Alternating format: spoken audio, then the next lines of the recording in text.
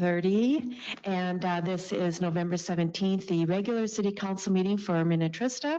And I'm going to ask, number one, please put your cell phones on silent mode or airplane mode so they don't ring or disturb our meeting. And then please join me in Pledge of Allegiance. Pledge allegiance to the flag of the United States of America and to the republic for which it stands, one nation, under God, indivisible, with liberty and justice for all.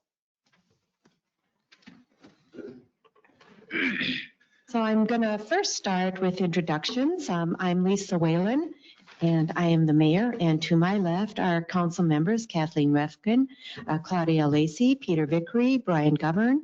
And then we have on the end, we have our staff as Allison Fauski is our city engineer with WSB. And then Gary Peters is our public works director. And then Paula Baumann is our assistant administrator. To my right, we have Jasper Krugel, who is our city administrator. Then David Abel, who is our community development director. Sarah Sansala is with Kennedy and Graven, who is our city legal attorney. And then we have our chief of police, Craig Squires.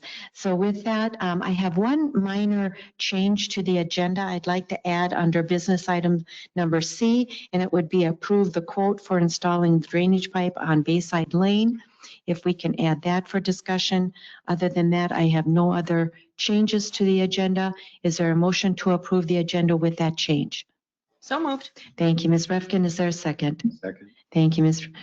Vickery. All those in favor signify with aye. Aye. All those opposed, motion passes 5-0. So next we'll move on to special presentations. This evening we have Michael Kirkwood, who is the city's representative to the LMCD, or the Lake Minnetonka Conservation District. Thank you very much for coming, Mr. Kirkwood. It's always a pleasure to have you here, and I'm going to hand it over to you. You're all too kind. Thank you, Madam Mayor and members of the council. I wanted to just ask your support out of this meeting tonight for making a statement to the LMCD as to your interest in the issue I'm going to present to you. And that is looking at an option of having certain areas of the lake set aside for non-motorized lake use, certain days of the week, certain hours of the day. That's all to be decided. But to get people safely using the lake away from the wake boating environment. So just some background, the LMCD was a partial funder of the research done by the University of Minnesota St. Anthony Falls Research Lab. And that research showed that lake bottom being stirred up and scoured at depths of up to 20 feet due to the downward prop configuration of wake boats and other large boats sometimes as well. A video of the research study in Wisconsin showed divers at a 20-foot depth were being tossed around like toys at a 20-foot depth from the prop wakes. So it's pretty powerful stuff. Minnesota has no statewide ordinance controlling wake boat impacts. Local ordinances must provide controls, and that would be the LMCD's role in doing it. We did establish a 300-foot zone from the shoreline in 2023, which is what you see in the orange lines on the map in front of you. That's a 300-foot distance offshore. And the wake boat users have been mostly cooperative in following the new ruling. However, in some smaller, narrower bays, there have been cases where smaller craft, stand-up paddleboards, kayaks, canoes, even small fishing boats, have been knocked about by the large boat wakes. The LMCD has had conversations with others around the lake as to what they need to do and not do, but they've been reticent to take any action. I'm asking you to help support their interest in taking some action. The 20-foot depth is kind of a magic number. What you see in purple on the map is areas of the lake that would be deep enough to qualify as a safe wakeboarding area. It's 20 feet or deeper in all of those areas. One of the people I interviewed was Chris Banks, a Mound resident, who's a professional wakeboarder, and he revealed that wakeboarders prefer waters with 20 feet or more in depth, as the wakes are more effectively formed in deeper water. So it's not a conflict there. But some of the bays and backwaters of Minnetonka would likely fail to meet a 20-foot depth threshold. And therefore, we need to think about protecting the lake sediments, and they should be ruled out as wake surfing areas in the shallow areas. So our organization's a little bit reticent to take too strong a stance on this. We have a couple of people on the board who are against any restrictions on any boating, any kind of thing. So we're kind of stuck at this point. So I'm asking you guys to consider a letter or something that would say you would support further looking, not an answer yet, but at least more conversational meetings, an agenda, if you will, a work group at the LMCD that would take some action on this area. I wanted to introduce you to the fellow who has been really stimulating this thinking and this action, and that's John Bent, who lives up in the Orono area. I met him 4 years ago. And he's been working very hard to get everybody's attention on this and has some additional data to share with you as to what the risks are and what he's like to suggest that we're trying to do. And we're going to ultimately ask for a letter from the board that would support that. Okay. Can I ask a question quick? Question? If you do this, won't it just push all the boats into a certain area and then cause more damage in those areas? Possible. Possibly. Give me a minute to think about that. Yes, we have talked about that, or would be, that's to be decided as to how that would work out. There are certainly, would be some places where we might have to have no wake boats, and there would be certainly more boats in some areas. What we're trying to do is avoid having them damaging the lake or risking other people's lives. That's really the mission here. And how enforceable do we think this is? I look at like Halstead Bay, where you've got a portion of it. Would the intent be to just basically close off certain bays if they didn't have a certain threshold, or would it be up to the wakeboarders to essentially have like a map like this to figure out where 20 foot? And they do have maps like this on their boats. They actually have, most of them will have a GPS that will tell them where they are, what the depth is, where they could go. So it'd be really more a matter of the LMCD establishing some clear language that says, yes, here, no, here, maybe here. And we need to put that together, make it happen. What's happened is we aren't taking that conversation even to heart right now. We're just getting stuck on not wanting to talk about it. So I'm trying to stir up some interest in making that happen. Michael, can I ask you another question? I was going to say what Kathleen said. Wouldn't this just drive all those people to other bays? And then as far as enforcement, there is no enforcement on really terrible infringements on the lake. Like you have to be off the lake an hour before sundown if you're on a jet ski. Every single night in the summer, there are boats on the lake an hour, after sundown. So these are issues way more important. There is no enforcement. You call and they're off the lake before before anyone could get there. Right. So Enforcement is always. enforcement is going to be, Right.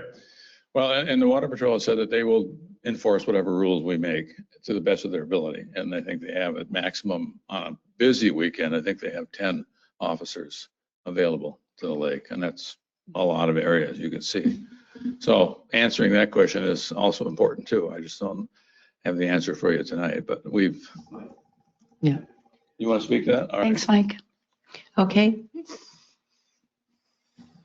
Good evening. Thank you for allowing me to speak this evening. My name is John Bent, and I'm president of an organization called Citizens for Sharing Lake Minnetonka. And we formed to provide a platform for stakeholders on the lake to be able to express their concerns about wake surfing. Now, going to the issue of enforcement, the state of Vermont is the only state in the country that has passed a statewide regulation of wake surfing. And what they did is they created wake surf zones on their lakes. Their original law was that there had to be 50 contiguous acres of water available, and it had to be located 500 feet from shore and a minimum depth of 20 feet. The way that they provided enforcement capability for that is they developed a navigational app. And the app identifies those wake surf zones on their lakes, and it tracks where the boater is in real time. And they make that app available to all boaters free of charge. And that's what we're advocating for Lake Minnetonka. But we're advocating that that wake surf zone be a minimum of 100 contiguous acres. Which, what does that mean? Well, what it would allow is that a wake surf run could be 3 minutes long, and it would be wide enough that 3 wake surf boats could operate simultaneously with 500 feet separation between them. It's interesting that Vermont is this year going to amend their law. They're in the process of changing their 50 to 100. So enforcement, I think, would be possible because both the Water Patrol and the boater would have this app. But the idea here would also be that it'd be a great tool for wake surfers. A lot of them certainly don't want to be destroying the lake. And now they would know where they can be safely as far as inflicting any damage on the lake. And if somebody is outside that zone, it provides the Water Patrol an opportunity to perform education as well. They don't necessarily, we're not advocating that right out of the bat, there's all these tickets being written. But we want a tool for wake surfers to be able to know with confidence that they're on the lake in an area where they're not going to cause damage. Now, why is that important? Well, if you haven't seen the videos from the university phase 2 study, I would highly recommend you look at them. It's basically that prop wash and wave energy from the hull of the boat hits the bottom of the lake and it literally explodes. Debris is flying up into the water column. Aquatic plants are being uprooted. And it doesn't take very long for an area to be scalped and have it bare. So not only does it release phosphorus into the water column, which promotes algae growth, if there's heavy metals in there, that's going to be resuspended. But it also destroys fisheries. And if we don't have aquatic plants thriving for fisheries, it's going to have a big impact on Lake Minnetonka. So we think it's common sense. Create these zones, create an app, have an education program. You need enforcement, those that are just going to not comply no matter what. But it would make a big difference. Now, there's another issue with wake surfing on the lake, and that's its impact on other users. When I live on Maxwell Bay, and in the summertime, on the weekends, it's very common for 3, 4, sometimes even 5 or 6 wake surf boats to be operating out there. Nobody else can do anything. The turbulence on the water is so great that paddle sports, forget it. Fishermen, you're getting bounced around continually. And it is a safety issue. There was a serious injury on the lake 3 years ago.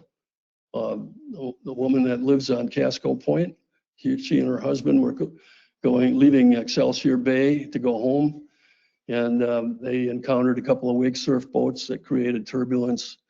She got knocked out of her seat, fell down on the bottom of the boat, and had a compression fracture of her back. There's been reports of boats being swamped, fishing boats being swamped. There was one on North Arm a couple of years ago. So safety is also an issue here. Now, why is it important that LMCD act? Well, first of all, it's their duty to act. Their mission is to preserve and protect Lake Minnetonka for us and for our future generations. But the industry is also organized against any regulation of wake surfing. And they've unsuccessfully tried at the state level here to pass laws that have restrictions that are not even close to what the university recommendations are based on their research. They want 200 feet from shore and no depth regulations at all. They go in and present this position based on research that they funded, and they make a very convincing presentation. But there isn't one single independent research study that backs up what they're claiming. And they're not going to stop. So LMCD has the authority to act. It was delegated to them in the 1960s.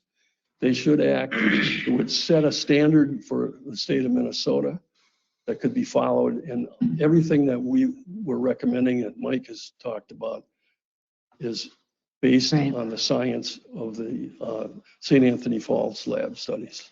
And so this evening, I think, as Mr. Crookwood pointed out, that they're looking not for support to create a law, but to support to actually engage in a committee or engage the LMCD board in discussions about this.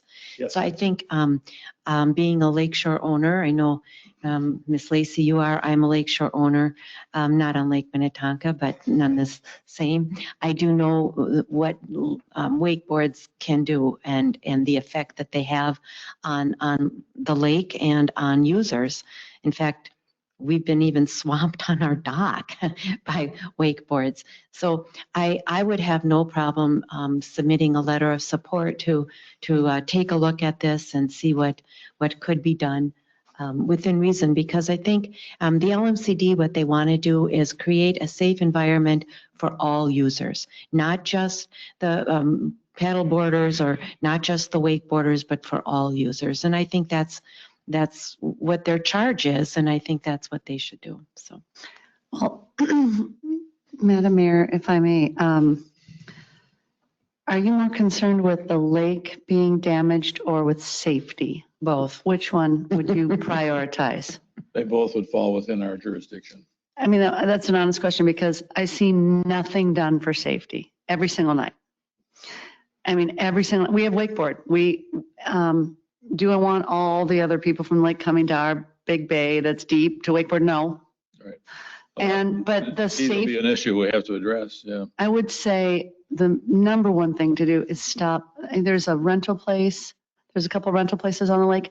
There's no policing. They let people that are not used to driving these very dangerous, powerful machines. Here's the key, off you go. Right.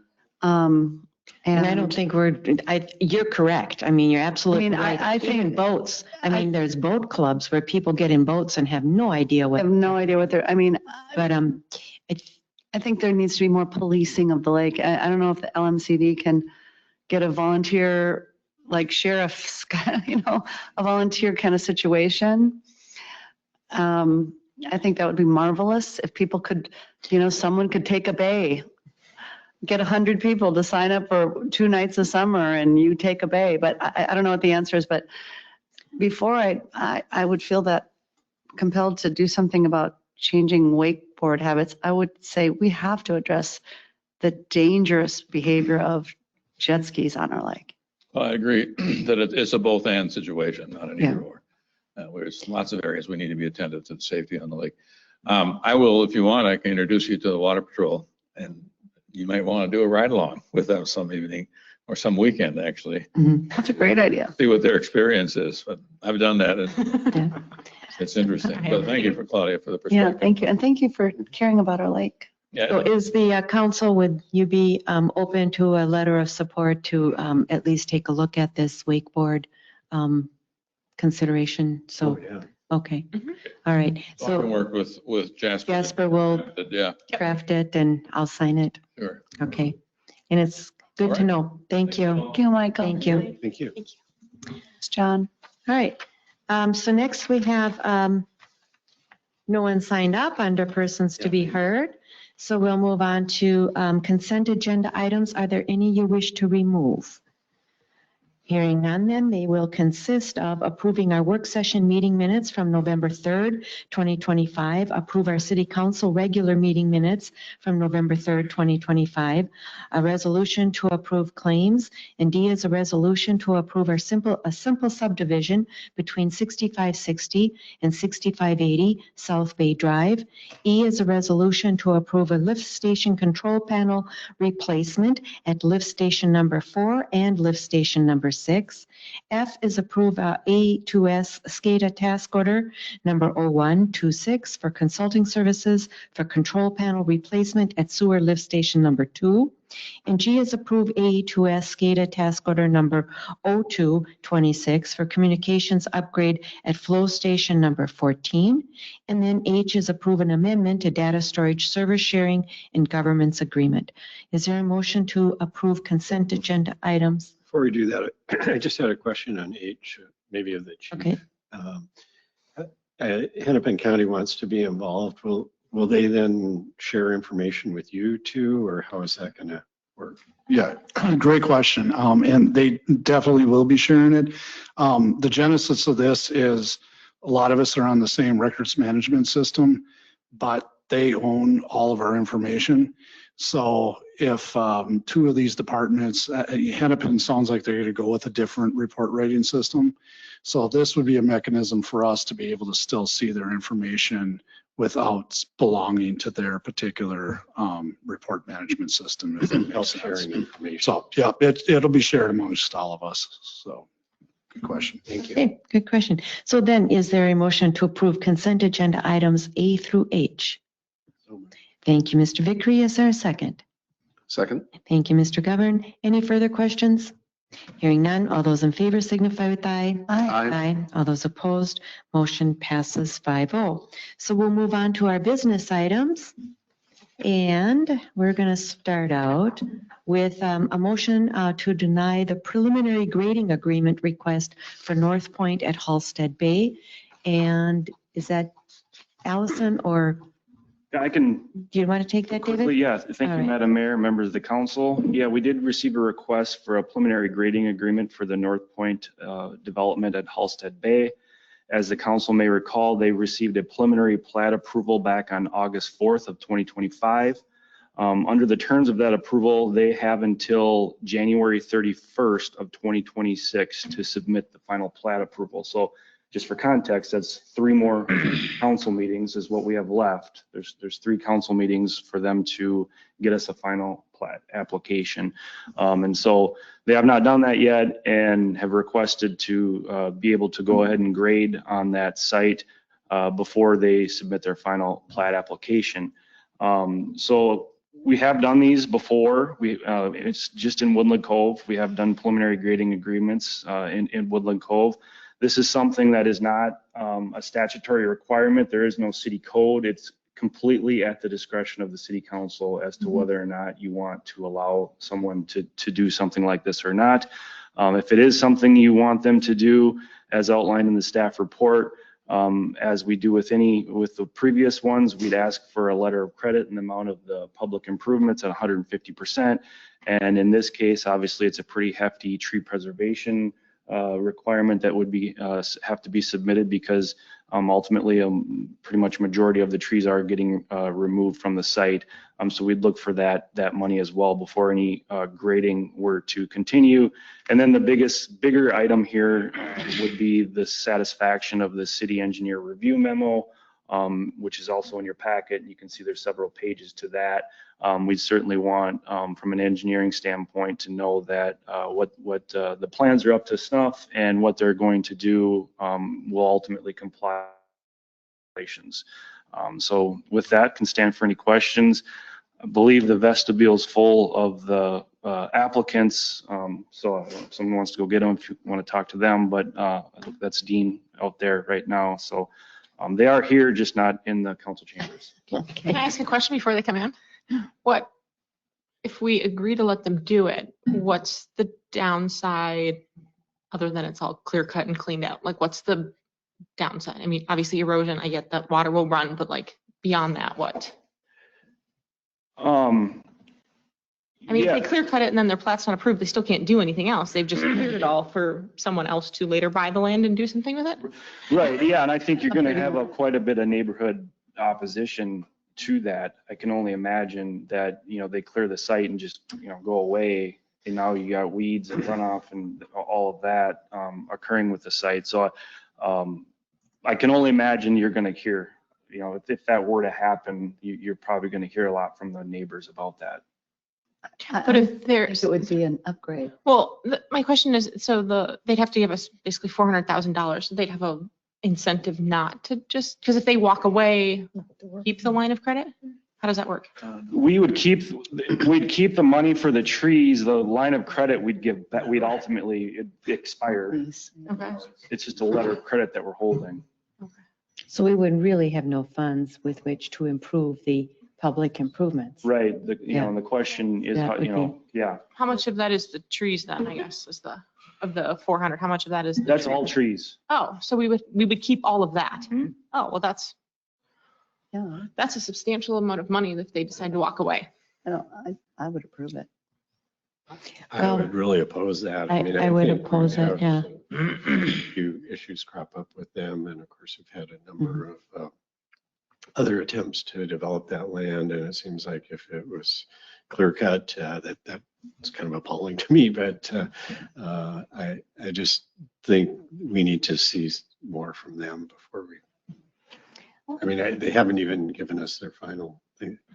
I get that, Peter, but they're like trash trees. They're not like beautiful. No, not all of them. Well, Not I all of know, them. but are they gonna, I mean, I guess I don't know enough about what they're cutting down. Well, and I guess I'm looking at it like, if they do walk away, wouldn't it be more appealing to some other developer if it's all clear cut and ready to just put in the infrastructure and start working? I wouldn't think that's had much No. effect on the previous. The problem is if they walk away, then we don't know what a different developer would want to put there. So we can't even put in the stormwater infrastructure. We can't put in the public infrastructure because we don't know where to put it. And so then we're sitting there with a vacant lot with stormwater runoff into the properties that are south of it. I mean, it could be a nightmare, and who knows how long it could sit looking like that. And we can't put in the stormwater ponds because we don't know what's going to go there if somebody else comes and does a different type of development. And to that point, I guess just to point out, one of the major issues here that's been repeated over and over and over again from the city engineer is that they need soil samples as to where these stormwater infiltration basins are going to go. As we all well know, our city is built on clay. And so there's a strong chance that what we suspect that they're not going to be able to put these kind of ponds in these areas. And so that likely either they're going to have to do soil corrections or they're going to have to revamp the plan, probably. Correct. And so there's huge risk in that Mhm. right now, just from an engineering standpoint. Right. It's strange that they're showing some of these things for sale already. Right. All right. So you're kind of coming late to the party. We've been discussing your issue here. So if you have one representative that would like to say a few words, I would like to say do so now. Dean? You are up already. That was fast. I thought the meeting started at 7. so No, my- 6:30, 6:30. My absolute apologies. We're all sitting out there. That's okay. So my apologies. I didn't realize. Everyone told me 7, so I thought, oh, I got here 15 minutes early. So anyway, my name's Dean DeVolis, DJ Architecture, 3033 Washington Avenue North. We're here to discuss obviously Halsted Bay, and we have a request, obviously, that we'd like to receive an early grading permit for the project. And the primary reason why is just for tree removal and stumping. And the reason why we're requesting at this time of year is most optimal time in terms of presenting spread of diseases amongst trees, ground disruption because the ground will be frozen, operational efficiencies, and basically the care is why requesting that portion of it. Just in working in other developments that I've learned that if you're going to deal with tree removal, winter is the time to do it because you have the minimal of disease spread, minimal of tearing up the soil, minimizes damage of the trees and roots because the ground is stiff, frozen, so you're not compacting root systems of the remaining trees. You're not spreading disease and you're not tearing up the ground, where spring is particularly a brutal time to do that because you really risk soil disruption issues as part of that. So that's the primary reason of the request. We're working on a major project in downtown Victoria, Victoria West, in which the city requested that we do the tree removal now for the same very reasons. And that was sort of the base of that developments of even a larger scale, and it's on a lake also, similar components. So that's the main basis of the request we put before you. Yes, there's items that we just received that need to be completed on it. And so what I'd like to have the request to be, as opposed to dial either two options like to propose the council. One is either a continuance that we come back and show the completion of the comments put forth, number one, as a possibility, or approval with conditions that no permit is issued until we complete the items that have been so expressed on it. And what that would allow us a good chance to step into the site to complete the items over the winter, because by the time we complete it, the ground will be frozen hard and it'll be optimal time to allow that to occur. So that's the request. We're not doing this as a method of bisecting or bypassing any items or requirement, but it's just the best method of proceeding with the development, given the nature of tree removal and the nature of working with arborists. What they recommend, that if you're going to do tree removal, now's the time to do it. So that's a basis our request for that. Now, So let me just clarify, Go ahead. Mr. DeVoe, if I could.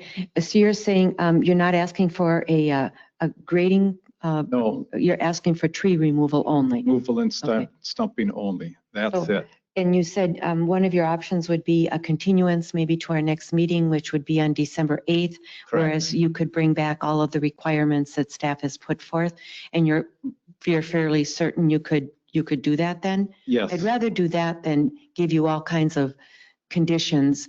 You might as well bring back the No, conditions that staff has set forth already. Yeah, and we're okay with either method. That's Yeah. why I give you the choice, because given the time, and my apologies, everyone told me 7 o'clock. So Sheldon, if I'm allowed other speakers, I was going to ask Sheldon just go through the detail of what we're completing so we can really demonstrate to you. And then I'd ask Tanya to speak briefly that cut everyone's going ahead, so they like to see this. There's other reasons beyond arborists, and then finally wrap up with Robert to conclude. So if I can have permission, I could stop unless you have any questions of my comments. But all we're asking for is simply tree removal and stumping, because that's the best time to do this. And if it continues as the option, we're comfortable with that. Okay. So All right. thank you. Thank you. Sheldon, please go ahead. Greetings, Madam Mayor and the rest of the council and staff. And I think one of the reasons why we're requesting this is some direction that we've gotten from staff relative to the final plat. We are in the process of that. We've submitted revised plans to the city engineer and to Nick in the planning department.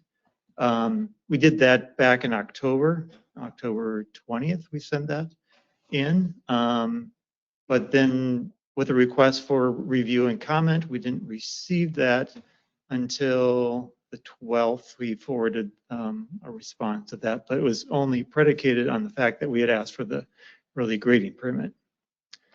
Anyhow, I believe Dean stated what we were interested in.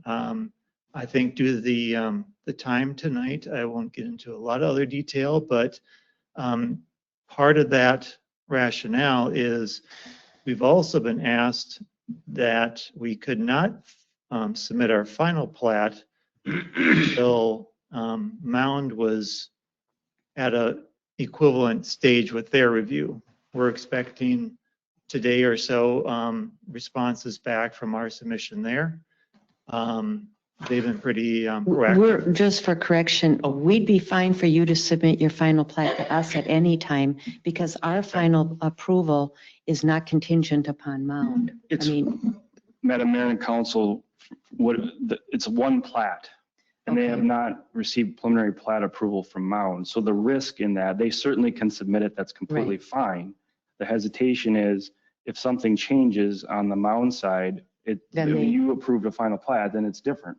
Okay. So And we can also extend the final plat too. So just so you're aware of that. Sure. I mean, I guess that's quite contrary to the information I had heard from, I should say staff. And we had also offered the fact that we could have the plat divided between the two cities, make it cleaner for everyone, which was rejected in a sense. So it was, I don't think it was rejected well, it. because we're not going to approve. Approve. Because I Yeah. had mentioned that, it's obviously everything's going through the county, but we would be keeping the project as far as those items and the requirements on the Minnetrista side are specifically outlined in our documents.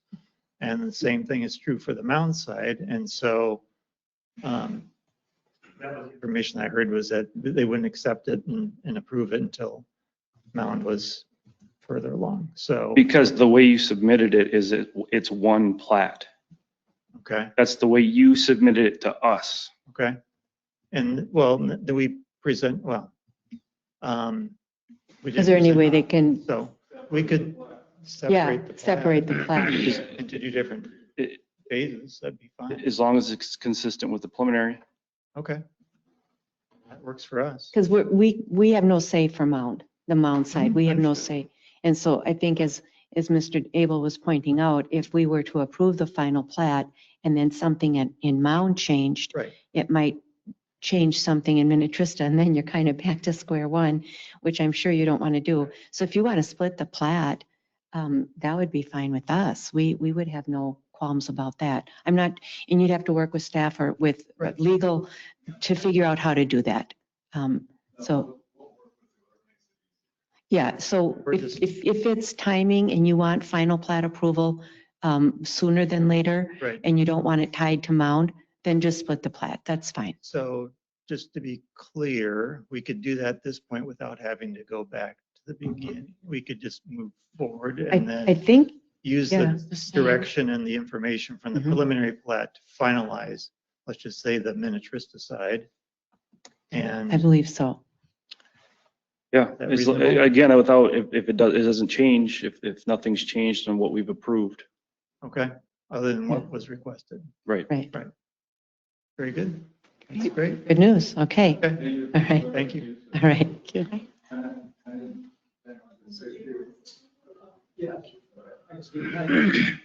Madam Mayor, Council, staff, thank you for having us this evening. My name is John with Lucid Builders. We're helping on the sales side of things with Tanya, and we've taken a lot of requests to see all these sites.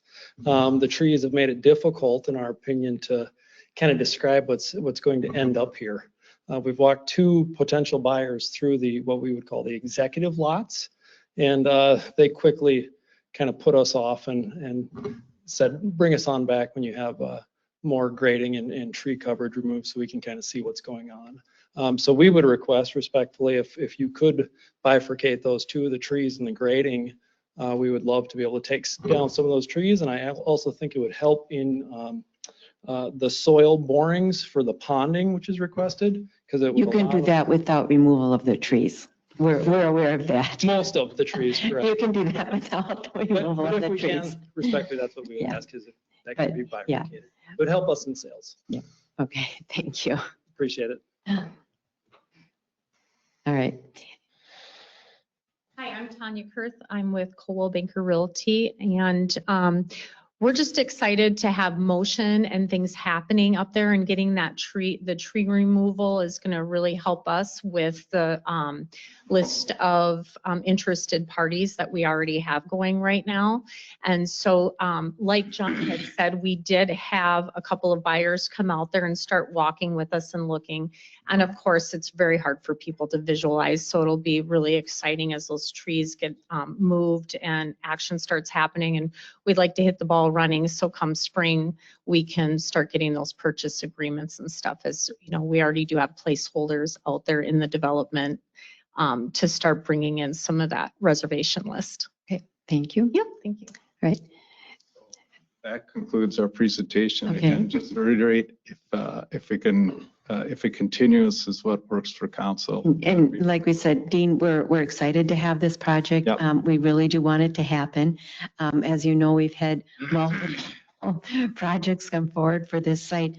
But we also have to be cautious, and you need to be cautious because you don't want to put a bunch of money into this and then not have it come to fruition. So why don't we continue this until our December 8th meeting, and then bring those requirements that staff has set forth to us. The soil borings are important because we need to know if the ponding is going to work. You know that. Yep. And I'm sure your engineers know that. And then if we have all the information we need, I wouldn't see why we couldn't do a preliminary or a whatever, a tree removal and maybe grading. I'm not sure you'll be able to do grading in No, but December. really just has to tree removal and stumping. And there'll be those some costs aspects. involved, so just be prepared. You have the, Um, he's getting a letter, we have the financing arranged for the project, so that's, Okay, so that's all in place, so okay, So- good. That's great to hear. appreciate Yeah. that consideration, thank you so Okay, much. thank you. And Mayor, thank you. All right, so we'll see you back here on the 8th. Okay. 6:30. At 6:30. 6:30. All right, so next we move on to AE2S task orders for the Woodland Cove Water Treatment Plant construction, observation, and the SCADA services. So I believe we have Mr. Baldmer here with us this evening, Aaron, or Jasper, who wants to do this? Yeah, I was going to defer to Gary. He's kind of leading the charge on this, so he can kind of give it a little intro, and then I think Aaron's here to answer Okay. questions, if that's all right. That's, Yeah, Madam Mayor and Council, as you're well aware, on October 6th, we accepted the bids for Magnet Construction to start construction on the new water treatment plant, Woodland Cove. Part of that project is going to, this is a two-part ask here. The first part would be for the observation construction for the Woodland Cove water treatment plant. The second part is the SCADA system installation programming services for the project. The first part of it, which Aaron can probably answer a lot of your questions for, is going to be the construction observation while the plant is being built. It covers everything that we can't do in-house, but leave it to the professionals. But it's everything from the concrete pouring to the submittals, checking the submittals, the piping, everything. So it's not something we can do in-house. It takes a lot of different expertise, and that's where they come in on this, because they do have different staff for the different areas for this. So I would direct any questions that you have on that side to Aaron. As far as the SCADA system programming goes, when we did our first two treatment plants, this was incorporated into the quote package, because SEH was the engineering group at that time, does not do SCADA in-house, where AE2S is huge into that. They have, I believe, 37 electrical engineers on staff. We've given all our stuff to them now to take care of. We were running into issues with our primary contractor before, being stretched too thin. We have a dedicated staff, or I should say, they have dedicated 2 staff members to our needs for doing any of our troubleshooting, any of our questions and stuff like that. And it's been really nice to have somebody that's reliable in this. So as far as that goes, when we're talking with the SCADA system, we're talking the control of everything in the plant, from chemical feeds to start pumps to opening and closing valves, monitoring the amount of chemical going in, everything you can think of in a water treatment plant, the SCADA system controls and monitors, so that we can do, for every month, we get the reporting on how much chemical went out, and, how much water went on, how much should we pump. It monitors everything. I should have taken and put the picture of it in there, but the cabinet is probably 4 feet wide by 8 feet high by 2 feet deep, and it's, what do you think's in there, 1,000 wires, if not more? It is a lot. Everything's numbered. It would take you forever for me. These guys can figure this stuff out, but all these numbers go to all the certain different things. So for us, this is a functional thing we need. As far as that goes, there's nothing that we could have added in, had somebody else do it, but if they're in-house doing it, it's much easier for that. Like I say, if you want to open up any questions for that, we'll let Aaron Well, take care before of Before Aaron answers that, let me ask a question, and this might be more for Sarah, Ms. Ansala. Would we have to go out for bid for that, for the SCADA services, or is that something? Madam Mayor, members of the council, I believe these would be professional services under the competitive bidding law, which you are allowed to contract with whoever you would like to contract with, not Okay. necessarily the lowest. Okay, all right. Just for reference, okay. So do we have questions of the SCADA services? Let's start with SCADA services. So I do have a question for Gary, if I could. Will this actually save you in Public Works time because of the reporting requirements and all of that? Yeah, we're putting off updating, excuse me, I don't feel really good today. We're putting off updating our computer and our stuff here and the reporting system that we track to add it into this. So once everything's done, this will make our reporting so much easier. Right now, what we're using the program is not working right. So we're doing everything by hand, putting in everything slowly. This, along with the new reporting system that they're going to put in, will make my life easier. It'll make Adam Hagelholz, who is our water operator's life, a lot easier, just tracking chemical usage and being able to program everything. It's just going to make life so much easier all the way around. Yeah. So with this SCADA system and then the other ones we approved earlier, are we done approving things for SCADA for a while, or are there more coming? Well, I mean, the only thing we'll have is panel upgrades Yeah. for, that, but as far as this goes, we'll be good for quite a while. I think the last time we updated our system was 2017, I believe, through automatic systems. So we're due for an upgrade, but we're pushing this off for another 2 years just to incorporate all of doing. This will also, update our servers. It's going to put everything into one place. Right now we have some servers at the salt treatment plant. We have another set of servers at the North treatment plant. Everything will be in one housing, one rack, one area with redundant systems to back it up. So it's just be a lot neater package. It'll be in its own little, basically clean room instead of being out in the lab right now where everything's just full of dust and everything else as it sits there, so it'll be a lot neater and a lot more efficient. Okay. Is this SCADA system, is this some manufacturer agnostic? So if we get a little bit further down and end up having to change manufacturers for different parts, will that require rework? Yeah, so Madam Mayor, members of council, so A2S provides SCADA services as a professional service. We do not build control panels. So we do the programming, we can do maintenance, on-call services. We just don't have a panel shop where we provide that equipment. So we treat it purely as a professional service. But the project was bid with the control panels and all the hardware being supplied through the contractor. We simply come out at the end of the construction to do all the programming and work with the integrator that's installing the panels to make sure that they do all the correct installation. As far as the software, that's really where we focus, is working with the city of Minnetrista and their staff, make sure they have the right software and servers and things operating correctly to run your SCADA system, not only at the water plant, but also through your whole water system. The software we use is, it's a standard off-the-shelf software.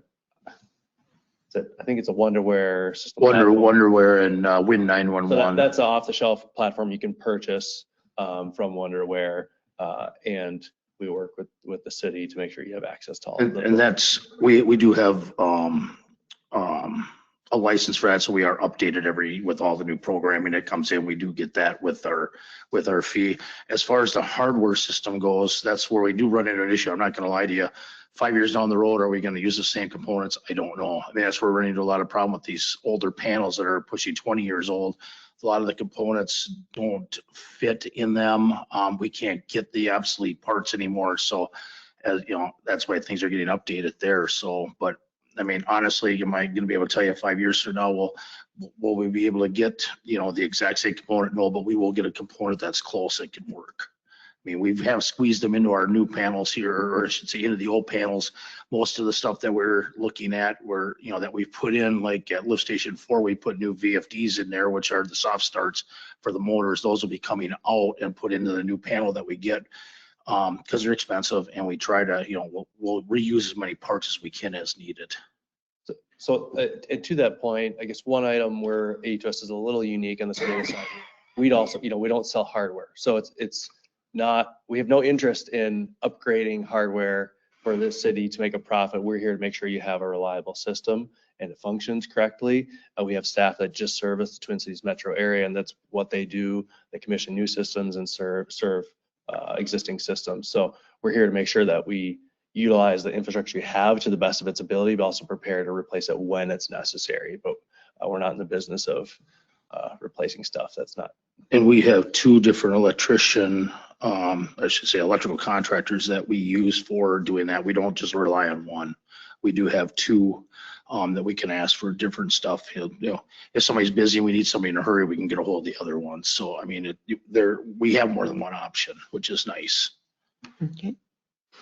All right. Any other questions regarding the SCADA system? All right. So next. So the other task order that's in front of you today is the construction observation and administration contract. So Magny Construction, I just received the signed contracts that I'll bring back to them tomorrow, and we'll issue a notice to proceed for them to start construction. With that, it'll require oversight from AE2S during construction. So we'll within task order 18, we'll have someone on site about 25 hours a week throughout until substantial completion of the project, and then a reduced amount of hours from then till final completion. And their primary job is to work with the contractor to make sure that the contract specifications are followed and things are installed per the design. We call it construction observation because they're really not an inspector. We have third-party inspection that does the concrete testing and the rebar testing that is required by the contractor to carry, and they'll have AET or Braun or some type of third-party inspector that will do some of that testing. But we work with that testing firm and the contractor to make sure concrete is poured correctly, piping is installed correctly, electrical systems are commissioned. So really the intent of task order 18 is to make sure that the project is built per the plans and specifications in our time to oversee that. It also provides time for our engineering leads to do the construction administrative portion of this, which is reviewing submittals from the contractor, working through changes in the field, design adjustments because of different equipment alternatives, various items. So that's really our on-site work and administrative work. The submittal aspect of it, I can truthfully say, is probably going to be the most important part to make sure that the components going in match what we need. A prime example of this, and when we first built the original plants, I'm going to admit it, we knew nothing about water treatment plants. We've learned a lot over these last 8 years. One of the things that we learned that the high service pumps that we installed were actually outdated when they got put in. So, I mean, we're lucky to have found the parts. We actually bought extra impellers that they had on the shelf because they were outdated. And basically, when the guy said, when were they put in? He says they were, this was 2017. The final era for them was like 2012 or 13. So, that's where it's nice. We've learned these things so that we can make sure that they're watching for that from now on, and we're not getting or something like that. So and that was the contractor that put the contractor put it in, correct. Right. But we've learned a lot now from, what we've had experience with these 2 plants and what we can look for, and, they have a lot more faith in what we're putting in. So the biggest part is going to be watching those submittals. And we've conveyed that to Ross Mitterman will be our person that's in there. We've worked with Ross now since the whole start of this. Very knowledgeable gentleman, and he'll be very thorough on that. He knows what we're looking for. So. And then you said 25 hours a week of observation, but then there's other hours behind the scenes if in office hours. So what do you anticipate that to be? Any idea with reporting and meetings and I mean, any, Hours, excuse me, I don't know the number of hours off the top of my head, but we did provide kind of a detailed breakdown in the task order. Right. It kind of shows generally how many hours we're allocating. And I think we broke it out by year as well. okay, Just so we could see how that time would be spent. But so Ross will be overseeing the construction administration. Bree will be our on-site representative. So she'll be on site 25 hours a week. And then I'll be in the background making sure everyone's doing their job. okay. And there'll be some weeks, I'm sure that'll, like, we noticed that last time we did that. I mean, if the weather's bad, they're not out. If they're not doing anything at the plant, we don't have an inspector standing there. Right. So So it's billed on an hourly, not to exceed. correct. So I'd be hours while they're out there, which Because 3,200 hours is extreme. It seems kind of ridiculous as we have an engineer on staff. Well, the other thing I will point out is whoever designs this needs to be responsible for it. So that's why the AE2S needs to be there overseeing it, because otherwise there's finger pointing, which is, you know, well, who's responsible or who failed and that kind of thing. So I just think whoever designed this, they need to be there observing and making sure things get installed and built correctly. That's just. and just to give you a kind of a comparison, and back in 2017, we had full-time 40-hour a week for 2 years. Yeah. So that's over 4,000 hours we had there. Plus, not only do we have SEH, but at that time, they also hired WSB to overwatch SEH. Yeah. And we still have lots of issues. Yeah. What's that? And we still have lots of issues. Yes. And so, I mean, you know, so in comparison, I mean, I feel that this will be a lot better fit for what we're doing here. Water plants are unique infrastructure. Oftentimes, even the building department for a city, the inspectors for the building department don't have the depth of understanding of a facility of that type to do the full inspection, which is why it's oftentimes best for us to have someone on site doing that. So I'm looking at your breakdown of all the hours and the prices and everything, and the billing rate changes each year. Yep. Why are we not locking in at the rate when we start the project and basically paying 15% more per hour by 2028? So it's pretty common practice that at the end of every year, our rate sheet gets adjusted Yeah, to But the- per inflation, I guess. but shouldn't it be tied to the project? Not, I mean, we're, No, not typically. I Typically, suppose you, every year our standard rate sheet will adjust to follow general inflation. There's adjustments within each rate. Some are more, some are less.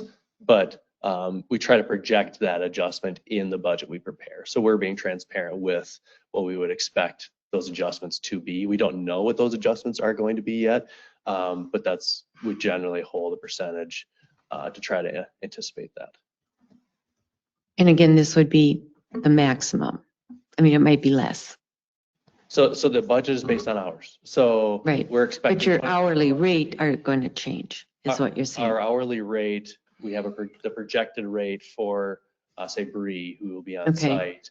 For every year that she will be budgeted to be on site, and we bake in a little bit of inflation on that rate because we know that our rates will change over time. So again, we're just being very transparent with our budget, that we know our engineering rates change every year, which is per standard. Okay. that's, Your standard. that seems like a pretty high increase from the start of a project to a finished project that you're raising your rates 15% over it. Usually, I think we budget 4 to 5% a year is usually what we estimate. Again, because we don't know, generally our overall rate sheet won't increase by that much, but some may or may not, just depending on. But you're going to actually be billing us the actual I mean, so let's say the rate is $55 an hour for 2026, but then in 2027, there's a 4% increase, so X number of dollars, but you're not going to bill us for 15% increase. No, we will bill the rate for that year. Okay, The cost wouldn't exceed this 1.4 million. right, Yep. So okay, the cost right now, assuming the project is, ends on the substantial completion date and the final completion date, the fee that's in front of you is the hourly not to exceed. Okay. for that work. So if our rates are And you're slightly not more, going to go over and then come back for more money like last time? 'Cause if our rates are slightly more or less, we don't make any adjustments to the budget for that. This is budgeted. We will bill our standard rate for that year and the year the work happens. And the contract that's in task order 18 is the budget for this project. Okay. And then I just have a question for staff. I think I know the answer, but I might as well ask it. Is there anything in the task order that AE2S is doing that we could do? I'm just asking. I'm going to say no, just for the mere fact that, well, I mean, it like Jasper touched on, it's more that the factor of if something goes wrong, it's the finger pointing that could happen. Okay. If something that we say, yep, it's a goal, and it turns out that it shouldn't have been, you know, who's to blame now? I mean, Yeah. can we go after them? No, it was on us. So this way that if they screw up, guess who's fixing it? Yeah. Okay, you're on notice. I've got another question for Aaron. So in the task order, it says the post-construction phase services may commence during the construction phase and if not otherwise modified in the task order will terminate 12 months after commencement. So that's basically like the warranty period. Correct. So what date does that start on? Final completion, July 1st, or all work completed December 31st? When you say all work completed, so all work is not, Well, you've got substantial completion. can't see I know, that. but you have substantial completion. He might. Probably has good eyes. I'm not that yet. Right, so on page 9, it says substantial completion, January 31st, 28. Final completion, July 1st, 28. All work completed by December 31st, 28. The reason I'm asking is because I want to make sure that the warranty period extends through one entire summer season of using this plant so we can fully see how it works, fully see how it's operational. So warranty period, so I understand the confusion. So in the contract that the contractor signs, the warranty period starts when the city has beneficial use of the facility, which is typically substantial completion. Okay. So you're able to operate the facility and that's when the warranty starts because you're using the equipment that was provided. So we provide our post-construction warranty services start on the date of substantial completion. We do understand there's a little bit of an overlap there where we give the contractor a little bit more time between substantial and final to do, small punch list items, punch list items, yeah. cleanup, various things. So that would be from substantial, that I think final is early spring of 2028, I think maybe June. July 1st. July, yeah. Sorry. So we'll still have someone participating in the project to make sure that is completed. So really it's just the gap from July 1st to the end of 2028 where we would have warranty services where we wouldn't have anyone on site, but that's included in the contract. Right, so it says 12 months. I want to know if we can extend that to like 18 or 24, given the issues we had with the last plant with things not necessarily running right and nobody checking. So the warranty period with the contractor was part of the bid. So the 12 months. Well, like with your warranty to check stuff, because I'm reading this as part of your task order. Sure. So I guess my recommendation would be, we also are, I guess, working with the city through a general services agreement, all kinds of things water related. So we're not going anywhere, I hope.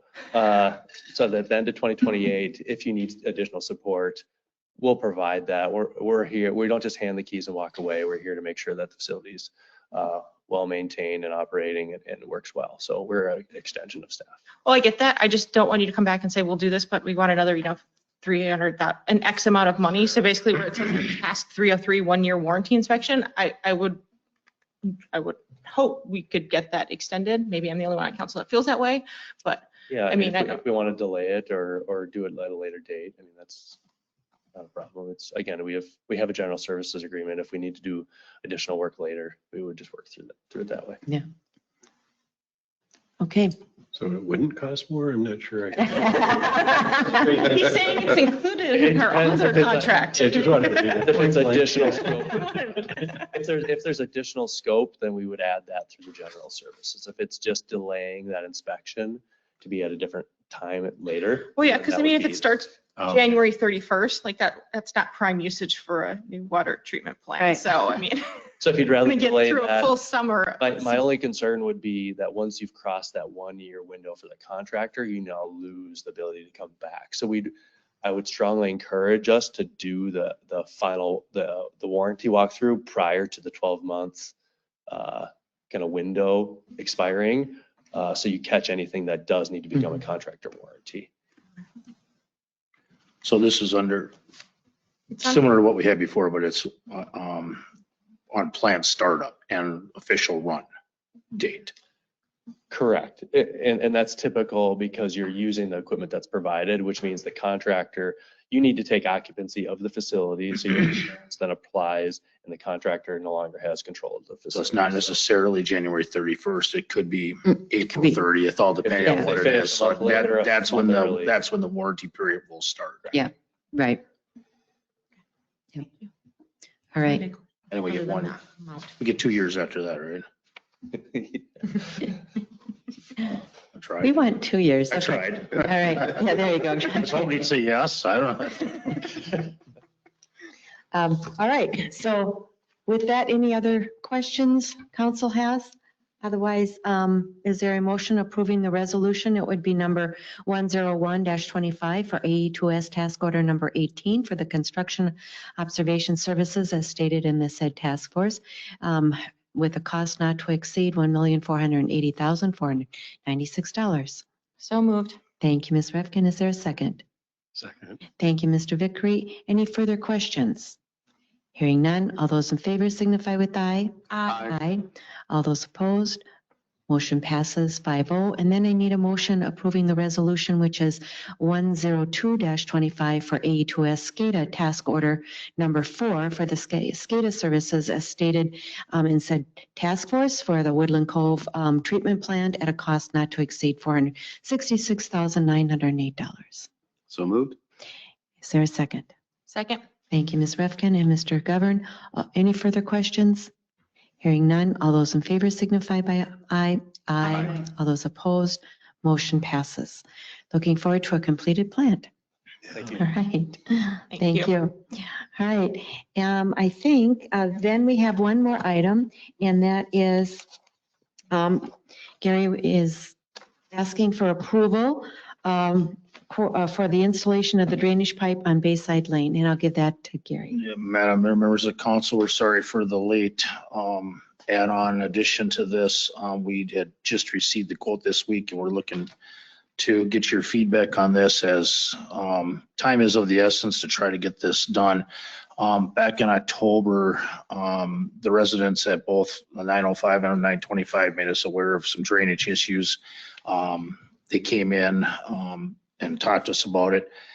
The person at 905 has sold their house, so that is no longer on our agenda. But the 925 Bayside Lane was the one where back in 2002, they had come to the city with some complaints of the water, and the city opted to install a pumping system at their house.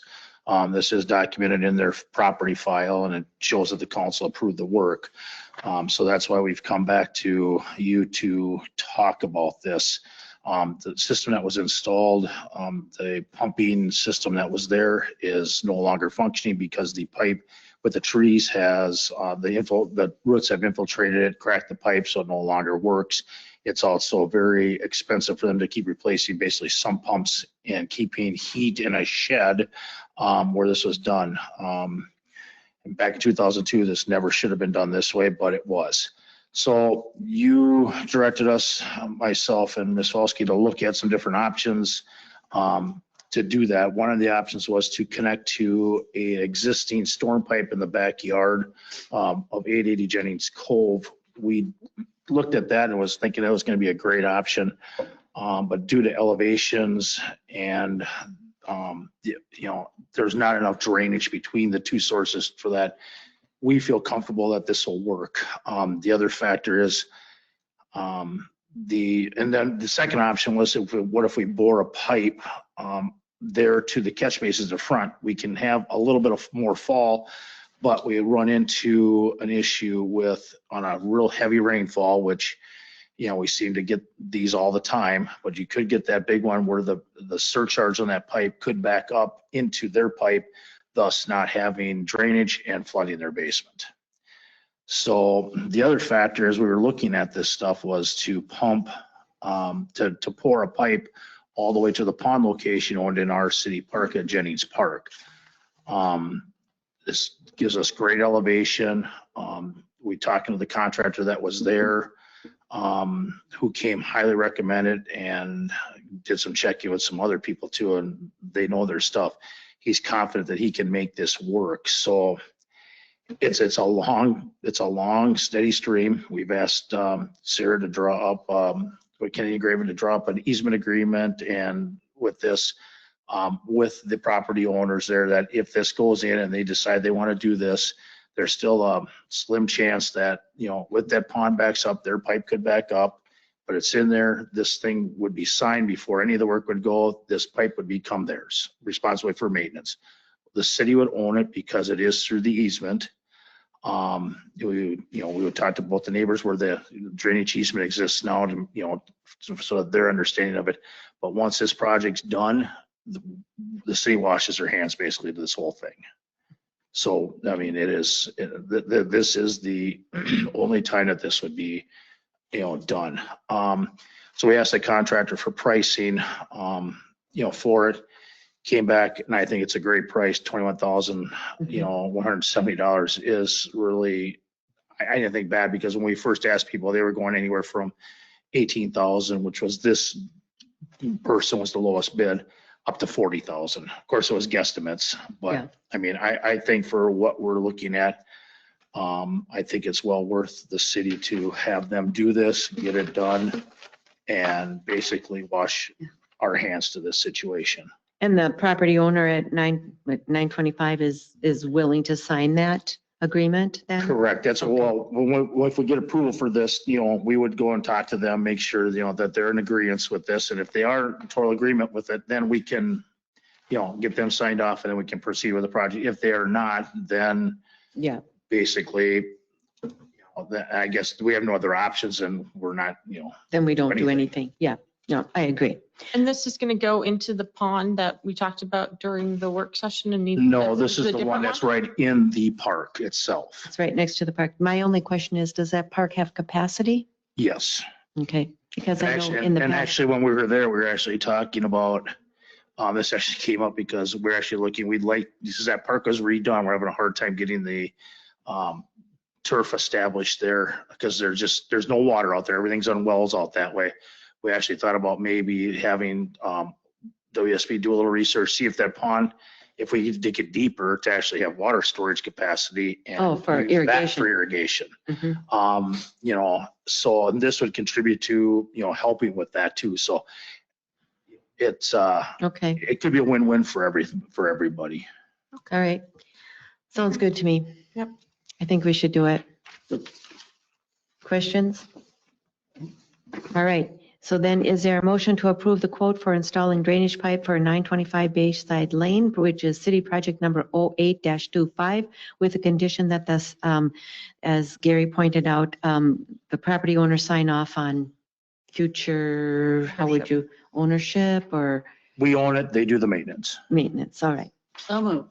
Thank you, Ms. Lacy. Is there a second? Second. Thank you, Mr. Vickery. All those, any other questions? Hearing none, all those in favor signify with aye. Aye. All those opposed, motion passes. So that concludes all of our business items, administrative items. Before you steal my thunder, I just want to say, don't forget about the tree lighting event. And I would like to ask, since you are kind of part of the WCC, I noticed that they sent out an email for the mound tree lighting. Could they send out an email about the Minnetrista tree lighting, since we're part of the WCC? I'll ask Bob Christian.